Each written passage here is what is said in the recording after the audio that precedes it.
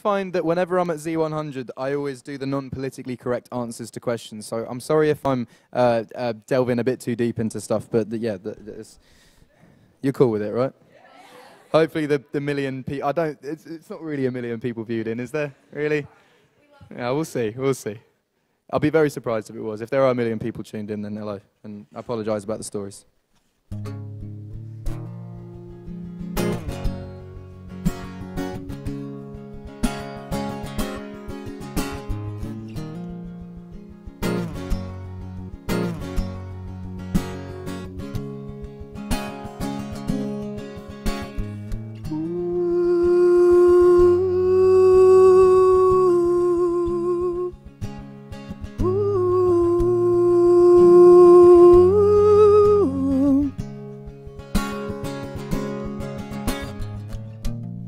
Give me love like her.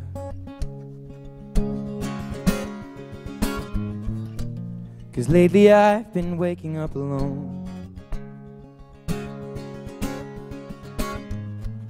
The pain splattered teardrops on my shirt. I told you I'd let them go, and that I'd fight my corner, and that tonight I'll call you after my blood turns into alcohol. No, I just wanna hold you now, and give a little time to me. We'll burn this out, we'll play hide and seek to turn this around. All I want is the taste that your lips allow. Mama, mama, oh give me love. Mama, mama, oh give me love. Mama, mama, oh give me love. Mama, mama, oh give me love. Mama, mama, oh give me love. Give me love like never before. 'Cause lately I've been craving you more now. And it's been a while, but I still feel the same. And maybe I should let you go. 'Cause you know I'll fight my corner, and that tonight I'll call you after my blood is drowning in alcohol. No, I just wanna hold you now, and give a little time to me. We'll burn this out, or we'll play hide and seek to turn this around. And all I want is the taste that your lips allow. Mama, mama, oh give me love, and give a little time to me. We'll burn this out, or we'll play hide and seek to turn this around. And all I want is the taste that your lips allow. Mama, mama, give me love now. Mama, mama, oh give me love. Mama, mama, give me love. Mama, mama, oh give me love. Mama, mama, oh give me love. Thank you. Wow. So, I mean, with a show tonight with Taylor Swift, is it dangerous for you to be singing like this in the middle of the day? I mean, does your voice ever go, stop, leave me alone?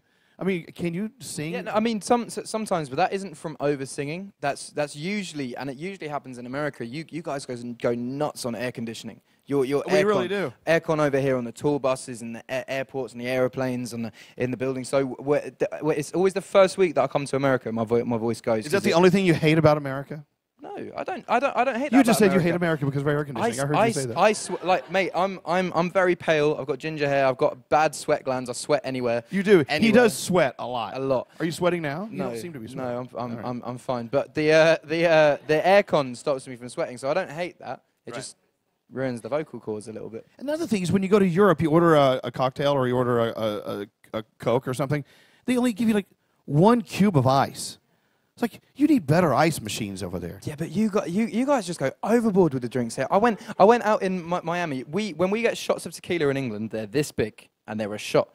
I had a glass that was like this, and it was filled to the brim with tequila. I can't drink that. Yes, you can. I mean, I did, but like that ruined my night. I was just for the whole night. Everything, like, I got taken to some weird art house club where there was some dude dressed up as a giant sparkly pogo stick thing. Kind of, it was weird, really weird. We know how to party. Well, have you ever thought about moving here? I mean, would you ever live in America? I have moved here. You have a place in L.A., don't you? No, I've just moved to Nashville. Nashville. You have a place in Nashville, don't you? Yeah. Well, I don't own it. I rent it. I rent it. There was a point where I was like, oh, maybe I should invest in some property in Nashville. And then I thought, like, when am I ever going to be in Nashville ever again? Just rent it. It's okay. Yeah. I think the main reason I moved to Nashville is because the tour's so on and off. It's good to have a base. Right. And Nashville's very central. It's where all the tour goes back to. All of her team, all of her crew, everyone goes back there after pretty much every show. So it's quite easy to hitch a lift. But about New York, of course, visiting Z100, you always say you love being in New York. And of course, on Letterman the other night, did you see him on Letterman? Amazing. That was fun. It was fun. And talk about cold. David Letterman's studio is Freezing. always 45 degrees. Freezing. Right around 45 to 50 degrees. Freezing. But it's good because it means you don't get the clam when you shake his hand. You know, The clam? when you get really clammy hands. Like, Yeah. I'm always there like this before I shake someone's hand because I get clammy hands. And yeah, with Letterman it was so cold that I was freely just like, yep. No clam allowed. Yeah. What is it about New York, other than, of course, us? All of us New Yorkers. What is it about New York you love? I think it's so similar to London. So similar. The way that people live here, the way that people act, the buildings. It's all. I mean, we don't have a grid system in London. It's all roads, right? Named roads. But it's very similar to London, and I feel more at home here than I do in somewhere like LA because I can't drive. And in LA, if you don't drive, you're screwed. That's okay. LA sucks. New York is where it's at. Really? So, I mean, if a friend of yours says, you know, Ed, I want to take my family to New York for the very first time, you'll say to them, oh, the first thing you have to do is you have to go blank. What do you tell people to see when they're in New York? I haven't even done the tourist thing here yet. Really? I really want to do the tourist thing, yeah. You know, the thing about New Yorkers is we live here. We never go to the tourist things. I've never done the tourist things in England either. Really? I've been to the zoo. The zoo's great. I want to go to Bronx Zoo, actually. The Bronx Zoo is fantastic. The Staten Island Zoo, that's where it's at. Yeah? Right, Carrie? Yes. Staten Island Zoo. Yeah, absolutely. Is that where the Madagascar people come from? Yeah, they have cockroaches that are this Are big. the Madagascar animals real? Were they Absolutely. based on real people? I have no idea what he's talking about. Have you seen the film Madagascar? Yes, I'm kidding. Central Park. Those are living in Central Park. Do those penguins exist? Are they about? They should exist. Yeah, there's the Central Park Zoo, which is great. You get the little park, How many a little zoos zoo. do you have? We got millions of zoos. It's a zoo in every corner. We've got one zoo, and that does us just fine. Oh, you need more zoos in London. The London Zoo is a fabulous zoo. By the way, I'm a zoo freak, so I encourage you to go check out your local zoo. We've got a Colchester Zoo near where I live. I'm sorry, what did you say? Colchester Zoo. No, what do they have in that? Like zoo animals and stuff. All right. One more question. I think we save the deep question for last. Nadia Cameron says, what life lesson have you learned so far on your journey? Think about it. That not everyone's going to like you, and that the music industry is a lot like school, because there's always one person that just doesn't like you for the sake of not liking you, and there's in the music industry there's the popular kids, there's the weird kids, they're the kids that are always in couples, that just always hang out and do their thing. There's the bullies, there's the angry kids, there's the geeky kids that don't speak to anyone, and like, yeah, it's at school you kind of try and be friends with everyone, and there's always a couple of people that don't like you just for the, you know, they just don't like you, they're just not going to get on with you, and the music industry is kind of like that. So when I first got my first like bad reviews for my album or bad reviews for live shows, it hurt a little bit because I'd never had that before. I'd always got on with everyone, and then there were people taking digs, and then the more and more it happened, I was just like, well, that's going to happen. Like, if everyone liked my music, it would be quite a dull world, to be honest, because everyone would just be lukewarm about it. I'd rather have people like this that are very passionate about it and go, yep, I love the record. And I'd rather have people that would say they absolutely hate it rather than everyone saying, it's all right. You know, like, it's better to have the passion and the hate than just the lukewarm. And I had to get around to the fact that not everyone was going to like me. And the moment that you stop trying to get everyone to like you is when you start succeeding a little bit more, because you just do you and people like you for you. That's a Does that great make life sense? lesson for all of us. Yeah. Andrea.